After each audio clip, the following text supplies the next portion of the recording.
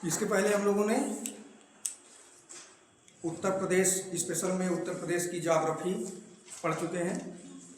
उत्तर प्रदेश के जो पर्यावरण से रिलेटेड चीज़ें थी वो पढ़ चुके थे। उत्तर प्रदेश के वन्य जीव विहार, उत्तर प्रदेश के पक्षी विहार, ये सारी चीज़ें हम लोग कवर कर चुके थे। उसके बाद फिर हम लोगों ने पढ़ा था उत्तर प्रदेश की कृषि ना, जलवायु क्षेत्र, पारिस्थितिक क्षेत्र, ये सारी चीज़ें हम लोगों ने पढ़ा। फिर क्या पढ़ा, उत्तर प्रदेश की कृषि से संबंधित प्रमुख विशेषताएं या कौन सी फसल किस जिले में होती है, किन किन चीज़ों में उत्तर प्रदेश किन फसलों के उत्पादन में पहला स्थान रखता है, किन फसलों के उत्पादन में दूसरा स्थान रखता है ना। ये सारी चीज़ें हम लोगों ने कवर की। आज हम लोग एक नया टॉपिक शुरू करेंगे जहाँ से क्वेश्चन आते हैं। जैसे तुम लोग जो पेपर सॉल्व करते हो तो उसमें देखते हो कि उत्तर प्रदेश के शिक्षण संस्थान से टॉपिक आता है और वहाँ से भी काफ़ी क्वेश्चन पूछे जाते हैं ना। जैसे हम लोगों ने सारी चीज़ों पे देखा कि जैसे हम ज्योग्राफी पढ़ते हैं तो पहले इंडिया की ज्योग्राफी के बारे में थोड़ा सा देखते हैं, उसी तरह हमें शिक्षण संस्थान के बारे में भी थोड़ा सा इंडिया लेवल पे भी फोकस करना पड़ेगा और उत्तर प्रदेश के स्पेशल के बारे में भी पढ़ना पड़ेगा। ठीक, तो आज हम मुख्य रूप से पढ़ेंगे उत्तर प्रदेश में शिक्षा एवं शैक्षणिक संबंधित जितने भी प्रावधान हैं, शिक्षा संबंधित प्रमुख योजनाएं उत्तर प्रदेश सरकार की, उत्तर प्रदेश के प्रमुख संस्थान, कौन सा संस्थान कहाँ पे है, ये सारी चीजें। ठीक, तो जो हमारा टॉपिक है आज का क्या है, उत्तर प्रदेश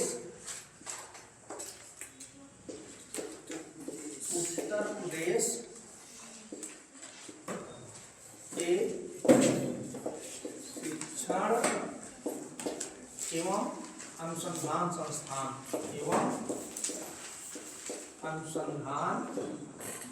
संस्थान। ये अगर देखा जाए तो ये क्या है, सिर्फ इसमें फैक्ट है रखने वाले कि कौन सा संस्थान कहाँ पे है ना, तो ये हमें फैक्ट रखना पड़ेगा। लेकिन उसके पहले हमें थोड़ा सा शिक्षा से संबंधित जो और चीज़ें पूछी जाती हैं उस पर भी फोकस करना पड़ेगा, ताकि हमारा नॉलेज जो है वो, जैसे कि हम लोग भारतीय संविधान पढ़ते हैं, भारत सरकार के द्वारा चलाई गई प्रमुख योजनाएं पढ़ते हैं ना, तो हम देखें कि शिक्षा से संबंधित हमारे देश में क्या प्रावधान है और क्यों है। क्यों माना जाता है कि शिक्षा जो है, शिक्षा क्यों जरूरी है, क्योंकि शिक्षा जो है वो एक प्रकार से मानव संसाधन का निर्माण करती है। जैसे किसी वस्तु को उत्पादन करने के लिए भौतिक संसाधन चाहिए ना, जैसे तुम लोग इकोनॉमी में पढ़े होगे, उत्पादन के 5 साधन होते हैं। कौन कौन से? भूमि, पूंजी, श्रम, संगठन और साहस ना। उसी तरह हमारे कुछ उत्पादन के लिए प्राकृतिक संसाधन चाहिए। प्राकृतिक संसाधन में जैसे भूमि हो गई, वन संपदा हो गया, खनिज संपदा हो गई, ये सब क्या है, हमारे भौतिक संसाधन है। किसी देश के आर्थिक विकास के लिए उस देश में भौतिक संसाधनों का होना आवश्यक होता है ना। उसी तरह जिस तरह से भौतिक संसाधन आवश्यक होता है, उसी तरह किसी देश के आर्थिक सामाजिक विकास के लिए वहाँ का मानव संसाधन महत्वपूर्ण भूमिका अदा करता है। अब मानव संसाधन किसे कहेंगे? जैसे हम लोग देखते हैं कि एक भारत जो है वो जनसंख्या में पहले स्थान पर पहुँच गया ना, इसी तरह उत्तर प्रदेश भी जनसंख्या के मामले में पहले स्थान पर है। तो हम लोग कभी कभी पढ़ते हैं ना कि जनसंख्या हमारे देश की सबसे बड़ी समस्या है। जितनी भी समस्याएं हैं उसकी किसके कारण आ रही हैं? जनसंख्या के कारण ना। जब संख्या ज़्यादा होगी और संसाधन कम होंगे तो वो हमारे लिए समस्या बन जाती है। किंतु अगर इस जनसंख्या को हम मानव संसाधन के रूप में प्रयोग करें तो ये जनसंख्या हमारे लिए वरदान साबित हो सकती है। जैसे तुम लोग कभी कभी सुने होंगे, प्रधानमंत्री नरेंद्र मोदी जी एक शब्द हमेशा यूज करते रहते हैं, डेमोग्राफिकल डिविडेंड या जनांकीय लाभांश। माना जाता है कि जो भारत है सबसे युवाओं वाला देश है, मतलब सबसे युवा आबादी वाला देश है। भारत सबसे युवा आबादी वाला देश है, मतलब यहाँ युवाओं की आबादी सबसे ज़्यादा है। तो युवाओं को माना जाता है, ये क्या है, ये वर्किंग लेबर इसे कहा जाता है या वर्किंग फोर्स। जनसंख्या के 2 पार्ट होते हैं। एक जनसंख्या होती है जिसे कहते हैं आश्रित जनसंख्या, दूसरे को कहते हैं कार्यशील जनसंख्या। यहाँ से भी कभी कभी क्वेश्चन पूछ लेता है। एक होती है कार्यशील जनसंख्या, कार्यशील जनसंख्या, दूसरी होती है आश्रित, आश्रित जनसंख्या, आश्रित जनसंख्या। कार्यशील जनसंख्या और आश्रित जनसंख्या में क्या अंतर है? जनसंख्या तो हमारी सारी है, इसको एज के आधार पर डिवाइड करते हैं। जैसे ये माना जाता है जो 15 से 60 साल या 65 साल, इसमें मान लो 60 या 65 साल, ठीक, ये जो जनसंख्या है वो कार्यशील है, मतलब ये काम करती है, ठीक। और जो 15 साल से नीचे है और 60 साल या 65 साल भी मान सकते हो, 65 साल से ऊपर है, वो आश्रित जनसंख्या कहलाती है, ठीक। तो जिस देश में कार्यशील जनसंख्या ज्यादा होगी उस देश में प्रोडक्शन की संभावनाएं ज्यादा होंगी, ठीक। अब इतनी बड़ी जनसंख्या है, इस जनसंख्या को कार्यशील जनसंख्या बनाना भी हमारे लिए एक चुनौती है। जब युवा आबादी तो है, लेकिन अगर उसके पास किसी प्रकार की शिक्षा न होगी, उसके पास किसी प्रकार का कौशल न होगा, तो वो फिर जनसंख्या क्या, एक अकुशल लेबर बन के रह जाती है ना। तो अकुशल लेबर फिर उतना प्रभावी नहीं होता। इसलिए माना जाता है कि जनसंख्या को अगर हम मानव संसाधन के रूप में डेवलप कर दें तो वो हमारे लिए एक वरदान साबित हो सकता है, ठीक। तो इसलिए सरकार हमेशा ही चाहती है कि और शिक्षा एक ऐसा साधन है जिसके माध्यम से लोगों को कार्यशील जनसंख्या में परिवर्तित किया जा सकता है। जैसे उनको उच्च शिक्षा की व्यवस्था कर दी जाए, शिक्षा के साथ साथ उनमें स्किल डेवलप कर दी जाए। क्यों? स्किल कैसे आएगी? शिक्षा के साथ ही आएगी। जब एजुकेशन होगी तभी व्यक्ति स्किल भी प्राप्त करेगा ना। तो इसलिए माना जाता है कि शिक्षा जो है वो किसी देश के आर्थिक एवं सामाजिक विकास में महत्वपूर्ण भूमिका निभाती है। शिक्षा से ही समाज में समानता स्थापित हो सकती है। शिक्षा से ही एक व्यक्ति गरीबी से ऊपर उठ सकता है। क्यों? क्योंकि जो गरीबी की परिभाषा दी जाती है उसमें सबसे बड़ी एक पॉइंट जोड़ा जाता है, गरीबों के पास अशिष्ट का अभाव होना। अशिष्ट का मतलब परिसंपत्तियों का अभाव होना। तो गरीबों के पास परिसंपत्ति का क्या मतलब? उनके पास प्रॉपर्टी नहीं है, ठीक। लेकिन अगर एक गरीब का बच्चा, तुम लोग देखते हो कि कभी कभी कोई रिक्शे वाले का बेटा IAS बन गया, कोई रिक्शा चलाने वाला नीट पास कर गया, सुनते हैं हम अक्सर इस तरह की घटनाएं ना। तो जो शिक्षा है उसे माना जाता है कि गरीबों का सबसे बड़ा अशिष्ट है, या सबसे बड़ी क्या है? परिसंपत्ति है। अगर लोगों को शिक्षित कर दिया जाए तो क्या होगा? उनका विकास अपने आप हो सकता है और वो गरीबी से ऊपर उठ सकते हैं, ठीक। तो इसलिए माना गया कि शिक्षा के विकास के लिए भारत सरकार प्रारंभ से प्रयासरत है। जैसा देखो, यहाँ हमें सिर्फ फैक्ट पढ़ना तो अलग चीज़ है। जो उत्तर प्रदेश स्पेशल पढ़ रहे हैं, ज़्यादा से ज़्यादा क्या करेंगे? अभी हम संस्थान दिखा सकते हैं, लेकिन थोड़ा सा अगर हमें चीज़ों को एक दूसरे से कोरिलेट कर दें तो हमें आसानी होती है समझने में ना। तमाम पढ़ाने के कई तरीके होते हैं। जैसे तुम लोग देखोगे कि कोई जो यूट्यूब में पढ़ाते हैं, बहुत से लोग देखोगे सीधे लिखा इसमें और उसमें बताने चले गए ये संस्थान कहाँ है, ये उद्यान कहाँ है, ये पक्षी विहार कहाँ है ना। एक तरीका वो है। एक तरीका हमारा ये भी है कि हम उससे चीज़ें को रिलेट करें और थोड़ा सा समझ के पढ़ें। जब समझ के पढ़ते हैं तो चीज़ें हमें आसानी से समझ में आ जाती हैं। तो कहने का मतलब ये हुआ कि जब भारत आज़ाद हुआ उस समय हमारे देश में मात्र कितने % साक्षरता थी? 12%। फिर लगभग 1950 में माना जाता है कि भारत में कितने % साक्षरता थी? 18%। लेकिन 2011 की जनगणना में भारत की कितनी साक्षरता है? लगभग 73%, ठीक। तो कहने का मतलब कि शिक्षा को सुधारने के लिए सरकार प्रारंभ से प्रयासरत थी, ताकि क्योंकि अगर शिक्षा सही होगी तो आगे विकास भी तेजी से होगा। इसलिए तुम लोग देखते हो कि जब भारत आज़ाद हुआ उस समय तमाम प्रकार के इंस्टीट्यूशंस, रिसर्च सेंटर स्थापित किए गए। IIT जितनी थी ये सब उसी समय स्थापित की गई। उसका मूल उद्देश्य क्या था? ताकि हर व्यक्ति को शिक्षा तक पहुंचाया जा सके, ठीक। तो शिक्षा से संबंधित हमारे संविधान में ही प्रावधान कर दिया गया था। तुम लोग देखोगे भारतीय संविधान तुम लोग पढ़े हो ना, तो संविधान में देखोगे कि जो शिक्षा की व्यवस्था संवैधानिक प्रावधानों में कर दी गई। जैसे तुम लोग पढ़े होगे मूल अधिकार पढ़े हो, इसी तरह पढ़े होगे मूल कर्तव्य, इसी तरह पढ़े होगे नीति निदेशक तत्व। तीनों चीज पढ़े हो, तीनों चीजों से खूब क्वेश्चन पूछे जाते हैं। तो तुम लोग उसमें ये भी देखे होगे कि भारतीय संविधान में शिक्षा से संबंधित प्रावधान मूल अधिकार में भी है, मूल कर्तव्य में भी है और नीति निदेशक तत्व में भी है। तो कभी कभी वहां से भी क्वेश्चन पूछ लेता है। इसलिए हमें जानकारी होनी चाहिए कि कौन सा अनुच्छेद शिक्षा से रिलेटेड हमारे संवैधानिक प्रावधान के अंतर्गत आता है, ठीक। या जैसे कुछ प्रावधान बाद में किए गए जो प्रारंभिक अवस्था में संविधान में नहीं थे, मूल संविधान में, उसे बाद में संशोधनों के द्वारा जोड़ा गया, तो वहां से भी क्वेश्चन पूछ लेते हैं। फिर कभी कभी जो शिक्षा से संबंधित सरकार की वर्तमान में योजनाएं चल रही होती हैं, वहां से क्वेश्चन पूछ लेते हैं ना। और जो रिसर्च इंस्टीट्यूशन है उनसे तो काफी बार क्वेश्चन पूछा जाता है, ठीक। तो हमें ये सारी चीजें कवर करना है। तो पहली बात तो हम लोग करें, जैसे तुम लोग संविधान में पढ़े हो कि कितनी सूचियां होती हैं, 3, संघ सूची, राज्य सूची और समवर्ती सूची। एक क्वेश्चन यही से निकल के आ जाता है कि शिक्षा किस सूची का विषय है। पहला क्वेश्चन निकल के आ जाता है, शिक्षा किस सूची का विषय है, किस सूची का विषय है, किस सूची का विषय है, समवर्ती सूची का विषय है। शिक्षा जो है वो किस सूची का विषय है, समवर्ती सूची का विषय है।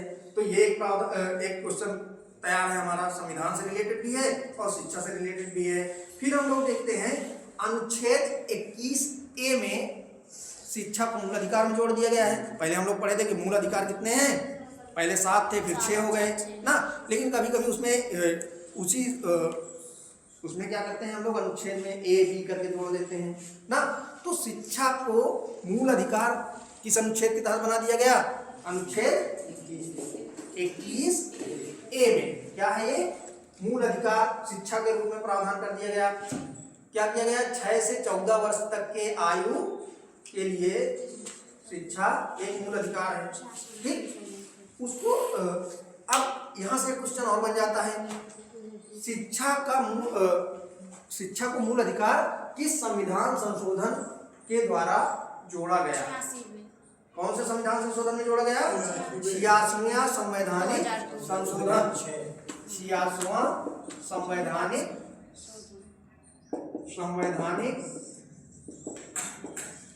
संशोधन कब हुआ था, 2002 में। कब हुआ था, 86वां संविधान संशोधन कब पारित हुआ, 2002 में। तो देखो यहाँ से भी एक क्वेश्चन बन गया। क्वेश्चन 2-3 तरीके से बन जाएगा। यहाँ पहले पूछ लेगा 86वां संवैधानिक संशोधन कब पारित हुआ था, 2002। एक क्वेश्चन ये बन रहा है। दूसरा क्वेश्चन ये क्या बना देगा, शिक्षा किस संवैधानिक संशोधन के द्वारा शिक्षा को मूल अधिकार घोषित किया गया, एक क्वेश्चन ये बन जाएगा, ठीक। तो हमारा ये 86वां हो जाएगा। फिर पूछ लेगा शिक्षा के 86वें संवैधानिक संशोधन के द्वारा शिक्षा को किस अनुच्छेद के तहत मूल अधिकार का दर्जा दिया गया है, अनुच्छेद 21। ये हो जाएगा 3 क्वेश्चन, एक लाइन से 3-4 क्वेश्चन बन रहे हैं, ठीक। तो ये चीजें हमें पता होनी चाहिए। फिर हम लोग देखते हैं कि शिक्षा का मूल अधिकार, राइट टू एजुकेशन कब से लागू किया गया भारत में, 2009 से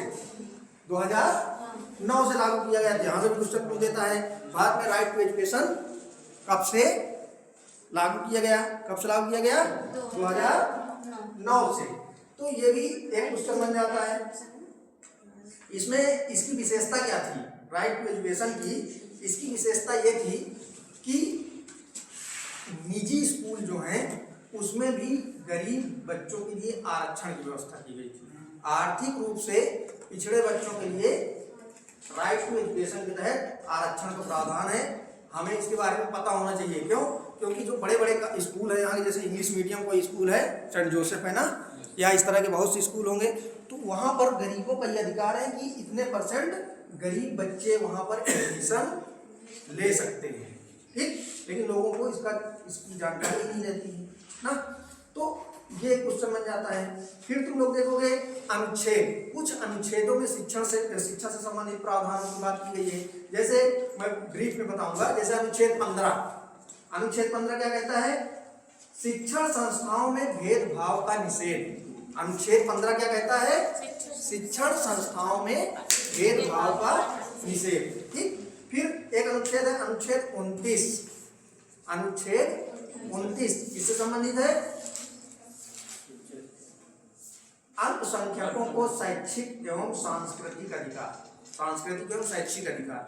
अल्पसंख्यकों को सांस्कृतिक एवं शैक्षिक अधिकार, ये भी कभी कभी क्वेश्चन पूछा जाता है। अनुच्छेद 29 किससे संबंधित है? फिर अनुच्छेद 30, अनुच्छेद 15 हो गया, अनुच्छेद 29 हो गया, अनुच्छेद 30 हो गया। 30 क्या है? अल्पसंख्यकों को शिक्षण संस्थान स्थापित करने का अधिकार। अल्पसंख्यकों को शिक्षण संस्थान स्थापित करने का अधिकार। ठीक। तो ये हमारे कुछ मूल अधिकार से संबंधित प्रावधान थे। फिर इसी तरह तुम लोग देखोगे नीति निर्देशक तत्व भारतीय संविधान के किस भाग में है? भाग 4 में। उसमें हम लोग देखते हैं अनुच्छेद 36 से 51 तक नीति निर्देशक तत्व दिए गए हैं। नीति निर्देशक तत्व हैं क्या? एक प्रकार से सरकार को आदेशित करते हैं कोई काम करने के लिए। ठीक। तो नीति निर्देशक तत्व में भी अनुच्छेद 45, इसमें क्या क्या कहा गया है? 0 से 6 वर्ष तक के बच्चों की देखभाल करने का अधिकार या शैक्षिक अधिकार की बात की गई है इसमें। या 6 वर्ष इसका दायित्व है राज्य सरकार का, मतलब राज्य का यह दायित्व है कि 0 से 6 वर्ष के बच्चों को शिक्षित करे या उनकी देखभाल करे। ठीक। तो इसमें क्वेश्चन कैसे बनेंगे? क्वेश्चन जैसे पहले बताया कि शिक्षा का अधिकार किस संशोधन से लागू किया गया? इस संवैधानिक संशोधन के द्वारा 66। फिर अनुच्छेद 45 किससे संबंधित है? 0 से 6 वर्ष या प्रारंभिक बाल अवस्था से संबंधित है। फिर इस तरह अनुच्छेद 51 का प्रावधान क्या है? अनुच्छेद 51 का प्रावधान क्या है? बच्चों के माता पिता का यह कर्तव्य है वो अपने बच्चों को पढ़ाई कराएं। ठीक। अनुच्छेद 51 ए में ये जोड़ा गया था, जैसे मूल अधिकार में जोड़ा गया उसी तरह मूल कर्तव्य में भी जोड़ा गया कि माता पिता अपने बच्चों को बाल शिक्षा के प्रति उनका ये कर्तव्य है कि अपने बच्चों को शिक्षा उपलब्ध कराएं। ठीक। तो ये हमारे संवैधानिक प्रावधान है। फिर और भी जैसे कुछ क्वेश्चन पूछ लेता है शिक्षा से संबंधित जो सरकार की प्रमुख योजनाएं चलाई जा रही हैं उनसे संबंधित क्वेश्चन पूछ लेता है। जैसे पूछ लिया मिशन प्रेरणा का संबंध किससे है?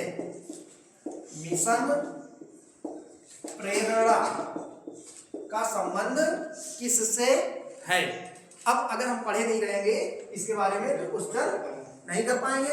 मिशन प्रेरणा का संबंध किससे है? समावेशी शिक्षा।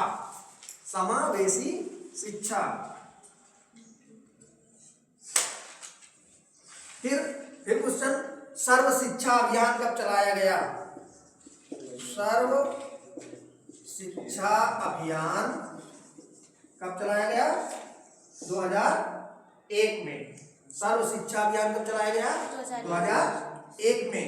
फिर एक क्वेश्चन जैसे तुम लोग सुनते हो ना मिड डे मील या मध्याह्न भोजन योजना। मिड डे मील कब शुरू की गई? मिड डे मील योजना कब शुरू की गई? मिड डे मील योजना कब शुरू की गई? मिड डे मील योजना कब शुरू की गई?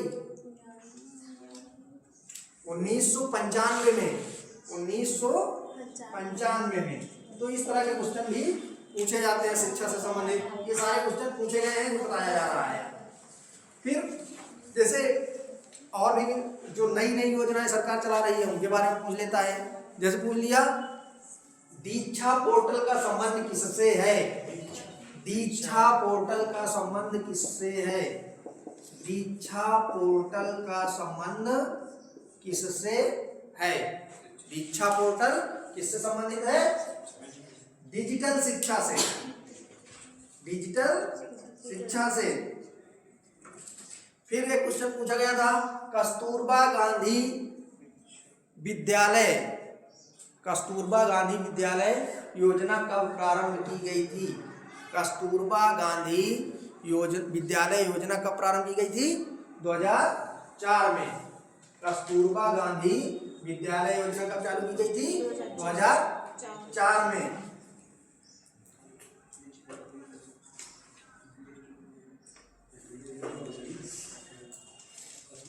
मिशन प्रेरणा, मिशन प्रेरणा हो गया ना, मिशन प्रेरणा पूछा है।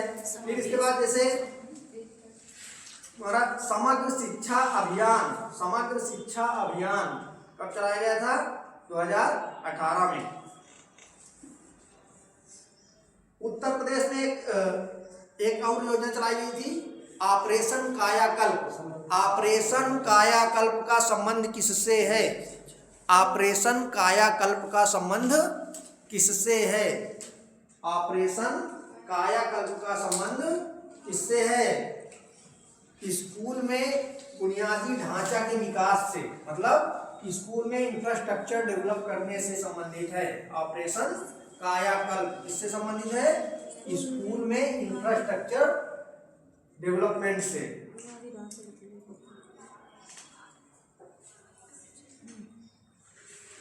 निपुण भारत मिशन का संबंध किससे है? निपुण भारत मिशन का संबंध किससे है? निपुण भारत मिशन का संबंध किससे है? किससे है? प्राइमरी एजुकेशन से। बच्चों को सीखने की क्षमता विकसित करने के लिए एक योजना चलाई गई जिसे कहते हैं निपुण भारत मिशन। निपुण भारत मिशन। तो ये कुछ हुई तुम्हारी शिक्षा से संबंधित योजनाएं, ठीक है। इसमें उत्तर प्रदेश की योजनाएं भी हैं और भारत सरकार की भी हैं, ठीक है।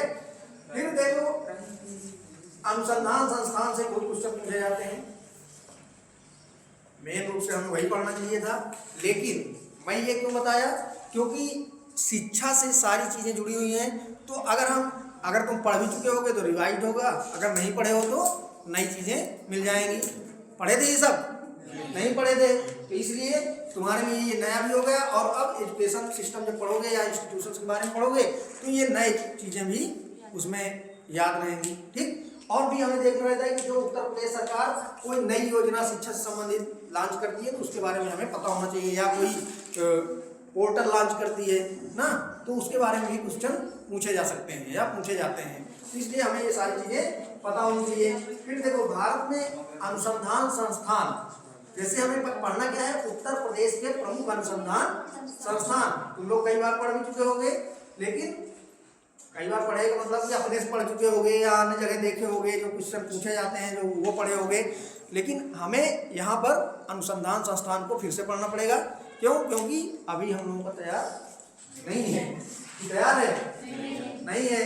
तो पहले हम थोड़ा सा जो इम्पोर्टेंट है भारत के अनुसंधान संस्थान उसके बारे में भी पढ़ लें, फिर उत्तर प्रदेश के जो महत्वपूर्ण है या जहाँ से क्वेश्चन पूछे जाते हैं उसके बारे में पढ़ेंगे, ठीक। तो पहले भारत के जो प्रमुख अनुसंधान संस्थान हैं उनको एक एक करके देख लेते हैं। जो सबसे महत्वपूर्ण है सिर्फ वही देखने हैं, बाकी है तो इस तरह बहुत से, लेकिन हमें क्या देखना है, सिर्फ जो हमारे काम के हैं।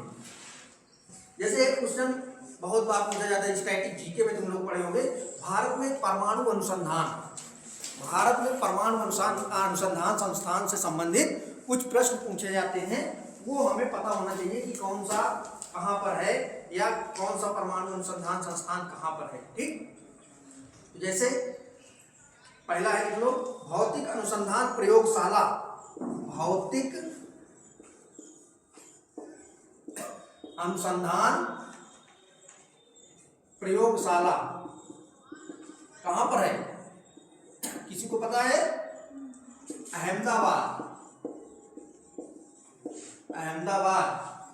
भौतिक अनुसंधान प्रयोगशाला कहाँ पर है? अहमदाबाद में है। फिर परमाणु ऊर्जा आयोग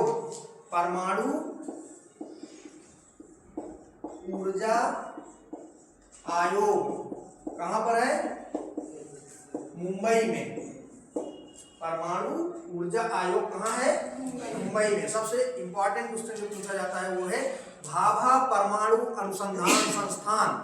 भाभा परमाणु अनुसंधान संस्थान कहाँ है? भाभा परमाणु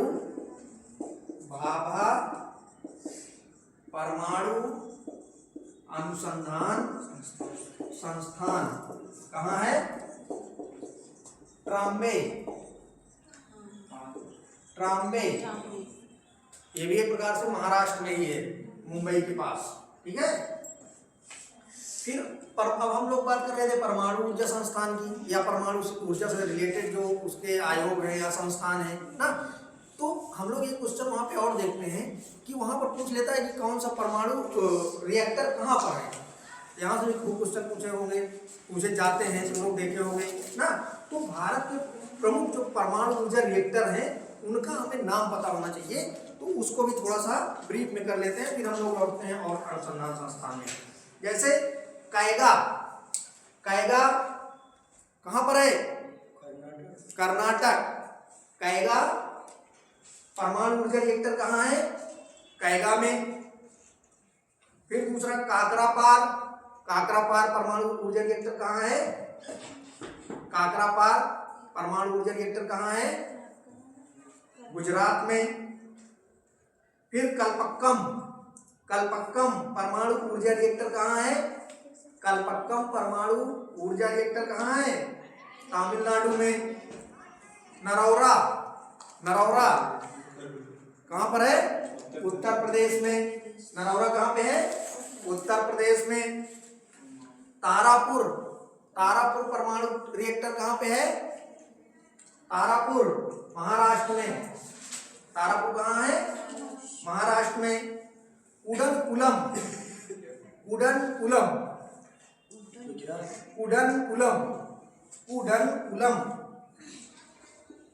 कहाँ पे है? तमिलनाडु में। उडनकुलम कहाँ पे है? तमिलनाडु में। दो क्वेश्चन यहाँ से और पूछे गए हैं और पूछे जाते हैं। जैसे पहला पूछ लेता है, भारत का पहला परमाणु रिएक्टर का नाम क्या है? अप्सरा। भारत का पहला परमाणु रिएक्टर क्या नाम था? अप्सरा। फिर एक क्वेश्चन और पूछा जाता है कभी कभी, भारी जल संयंत्र के लिए कौन सा स्थान प्रसिद्ध है? भारी जल संयंत्र के लिए कौन सा स्थान प्रसिद्ध है? भारी जल संयंत्र के लिए कौन सा स्थान प्रसिद्ध है? नांगल। ठीक है। तो ये परमाणु से संबंधित हो गया। अब हम लोग देखते हैं कि भारत के जो प्रमुख परमाणु जो और अनुसंधान संस्थान है उनके बारे में, या पहले उत्तर प्रदेश के बारे में देख लें। तुम लोग उत्तर प्रदेश पढ़ रहे हो, इसलिए पहले उत्तर प्रदेश देख लेते हैं। ठीक है। फिर भारत के संदर्भ में देखेंगे। जो देखो उत्तर प्रदेश के संस्थान या इंस्टीट्यूशन बहुत से हैं, लेकिन हम लोग मेन रूप से वही पढ़ेंगे जो क्वेश्चन में बार बार पूछे जाते हैं, या कहाँ जो जिन्हें पूछने की संभावना ज़्यादा है। ठीक। तो पहला है, अब हम लोग क्या पढ़ेंगे? उत्तर प्रदेश के प्रमुख संस्थान।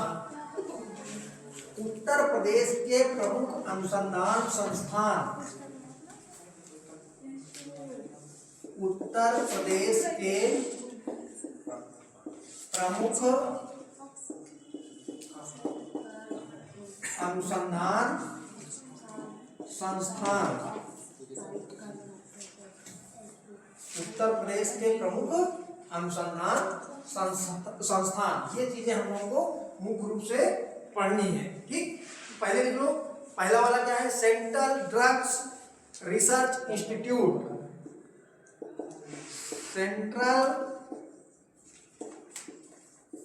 ड्रग्स रिसर्च इंस्टीट्यूट कहाँ पे है? लखनऊ में। कहाँ पे है? कहाँ पे है? लखनऊ में। सेंट्रल ड्रग रिसर्च इंस्टीट्यूट कहाँ पे है? लखनऊ में है। फिर अगला, पशु जैविक औषधि संस्थान। पशु जैविक अनुसंधान संस्थान। पशु जैविक औषधि संस्थान, पशु जैविक औषधि संस्थान कहाँ पे है? ये भी लखनऊ में है। देखो ज्यादातर जो अभी बताए जा रहे हैं ये सब लखनऊ में रहेंगे, इसलिए इनको एक साइड में लिखते जाओ, ठीक है। अनुसंधान संस्थान कहाँ पे है? लखनऊ में है। फिर अगला, Indian Institute of Sugar Cane Research, Indian Institute of Sugar Cane Research, Indian Institute of Sugar Cane Research कहाँ पर है? लखनऊ में। Indian Institute of Sugar Cane Research कहाँ पर है? लखनऊ में। Central Mango Research institute, Central Mango Research institute, Central Mango Research Institute कहाँ पर है? लखनऊ में। सेंट्रल मैंगो रिसर्च इंस्टीट्यूट कहाँ पर है? लखनऊ में।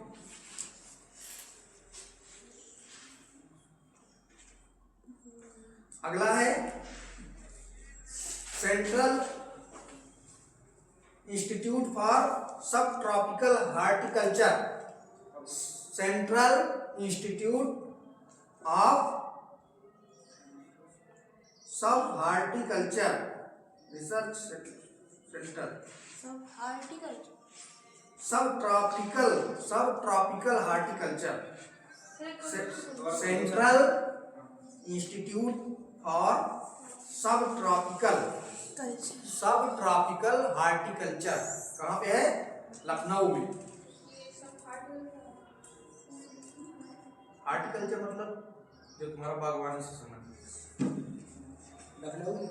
हाँ, एक इंपॉर्टेंट है सुदूर संवेदन उपयोग केंद्र, सुदूर संवेदन उपयोग केंद्र, ये कहाँ है? ये भी लखनऊ में है। सुदूर संवेदन केंद्र कहाँ पे है? ये भी लखनऊ में है।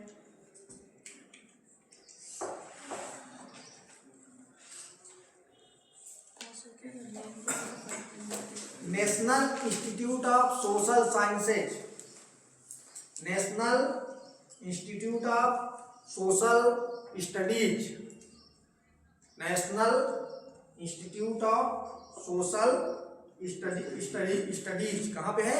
ये भी लखनऊ में है। अब देखो जो क्वेश्चन कई बार पूछा गया है उसमें एक क्वेश्चन है चारागाह एवं चारा अनुसंधान संस्थान, चारागाह एवं चारा अनुसंधान संस्थान, चारागाह एवं चारा अनुसंधान संस्थान कहाँ पे है? कहाँ पे है? झांसी में। कहाँ पे है? झांसी में। चारागाह एवं चारा अनुसंधान संस्थान कहाँ पे है? झांसी में। ठीक। फिर अगला है केंद्रीय पक्षी रिसर्च अनुसंधान संस्थान, केंद्रीय पक्षी रिसर्च अनुसंधान संस्थान, केंद्रीय पक्षी रिसर्च अनुसंधान संस्थान, केंद्रीय पक्षी अनुसंधान संस्थान कहाँ है? केंद्रीय पक्षी अनुसंधान संस्थान कहाँ है? इज्जतनगर। इज्जतनगर कहाँ है? बरेली में। बरेली में केंद्रीय पक्षी अनुसंधान संस्थान, ये इंपॉर्टेंट है। फिर अगला है केंद्रीय बकरी अनुसंधान संस्थान, केंद्रीय बकरी अनुसंधान संस्थान कहाँ है? केंद्रीय बकरी अनुसंधान संस्थान, अनुसंधान संस्थान कहाँ है? केंद्रीय बकरी अनुसंधान संस्थान कहाँ है? मखदूम। मखदूम कहाँ है? मथुरा में। तो सीधे सीधे हम इसको कहते हैं मथुरा। केंद्रीय बकरी अनुसंधान संस्थान कहाँ है? मथुरा में। केंद्रीय बकरी अनुसंधान संस्थान कहाँ है? मथुरा में। फिर अगला है central potato research centre, central potato research station, central potato research station Modipuram Meerut, Modipuram Meerut में सेंट्रल पोटैटो रिसर्च सेंटर कहाँ है? मोदीपुरम।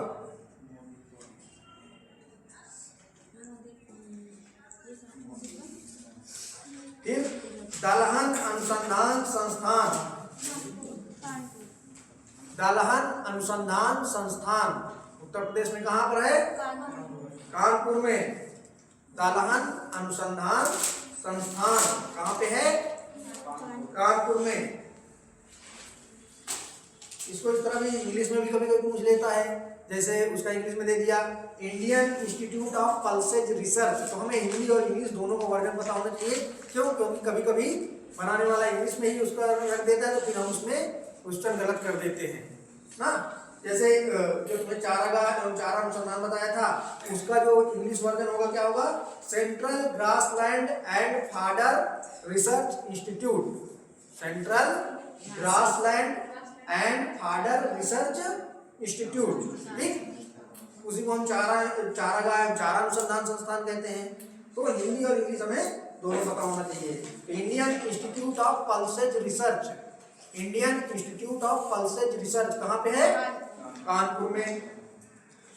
फिर अगला भारतीय चमड़ा रंगाई एवं जूता संस्थान, भारतीय चमड़ा रंगाई एवं जूता संस्थान कहाँ पे है? ये भी कानपुर में है। रंगाई मतलब? रंगाई पॉलिश।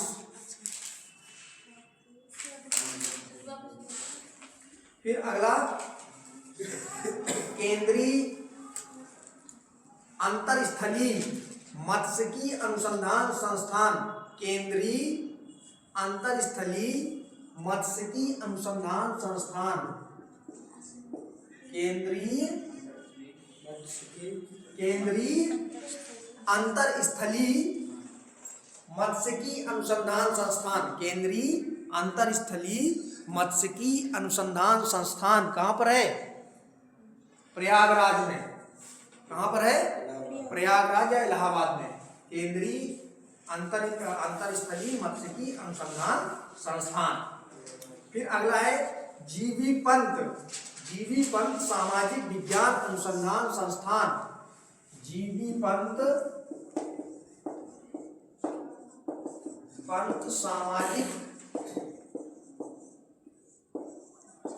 अनुसंधान संस्थान कहाँ है?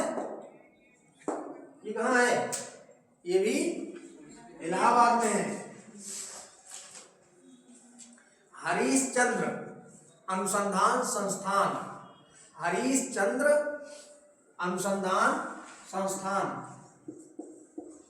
हरीशचंद्र अनुसंधान संस्थान ये कहाँ है? ये भी प्रयागराज या इलाहाबाद में है। कहाँ है? प्रयागराज। तो ये इलाहाबाद वाले हो गए 2-3।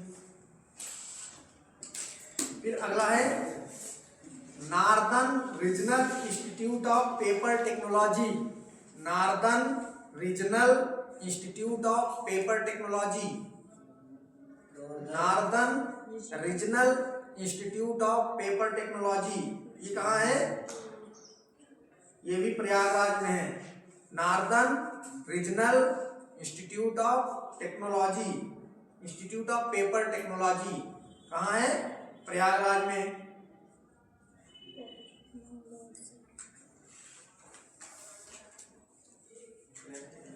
फिर अगला लिखो बी.वी. गिरी नेशनल लेबर इंस्टीट्यूट, ये कई बार पूछा गया क्वेश्चन है।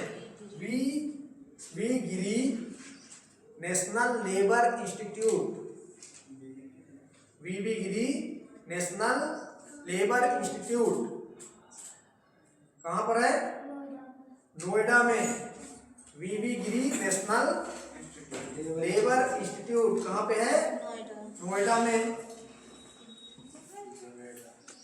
फिर अगला है Indian Institute of vegetable research. Indian Institute of vegetable research, या ये कह सकते हैं भारतीय सब्जी अनुसंधान संस्थान या भारतीय शाक भाजी अनुसंधान संस्थान कहाँ पर है? वाराणसी में। भारतीय शाक भाजी अनुसंधान संस्थान कहाँ पे है? वाराणसी में। ये कई बार पूछा गया है पढ़ने में।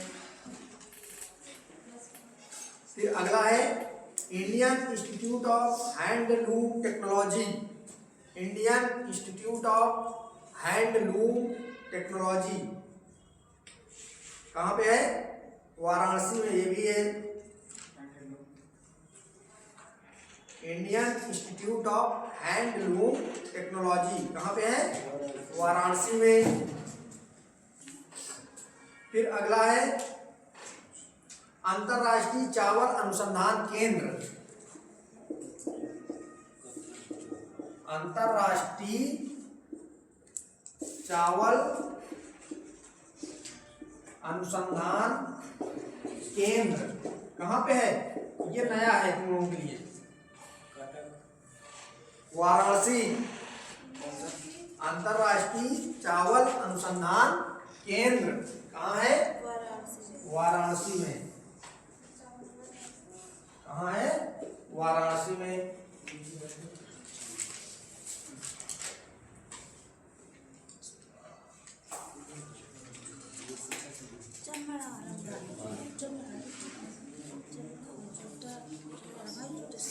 तो ये हो गए तुम्हारे कुछ उत्तर प्रदेश के प्रमुख अनुसंधान संस्थान।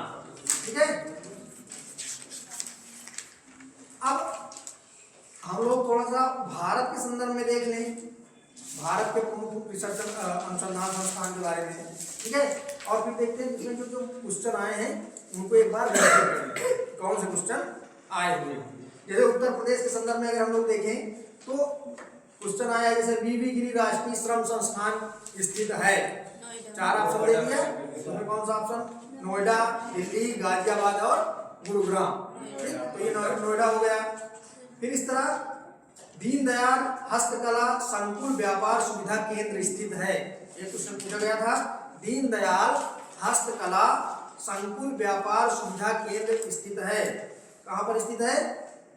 वाराणसी में। ये देखो नया हो गया तुम लोगों के लिए। दीनदयाल हस्तकला संकुल व्यापार सुविधा केंद्र स्थित है। ये क्वेश्चन पूछा गया है। इस क्वेश्चन का आंसर होगा वाराणसी। दीनदयाल हस्तकला संकुल व्यापार सुविधा केंद्र स्थित है। कहाँ पर? वाराणसी में। फिर उत्तर प्रदेश कृषि अनुसंधान परिषद स्थित है। उत्तर प्रदेश कृषि अनुसंधान परिषद कहाँ पर स्थित है?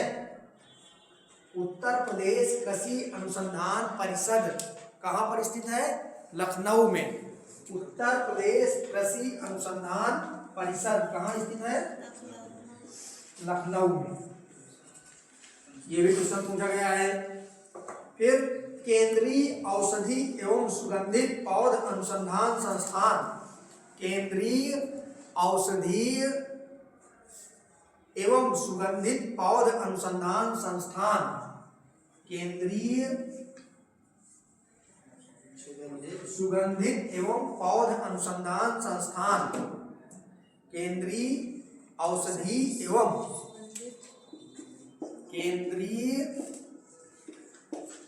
औषधि एवं सुगंधित पौध अनुसंधान संस्थान। संस्थान कहाँ पर स्थित है? लखनऊ में। केंद्रीय औषधि एवं सुगंधित पौध अनुसंधान संस्थान कहाँ पर स्थित है? लखनऊ में।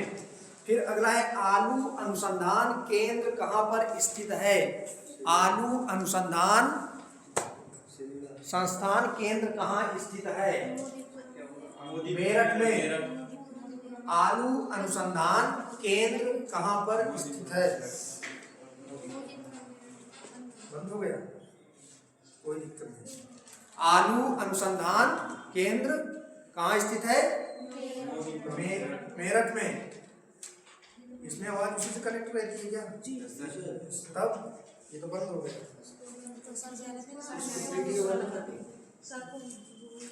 वीडियो जाओ ले आओ, तो वीडियो बंद कर दो।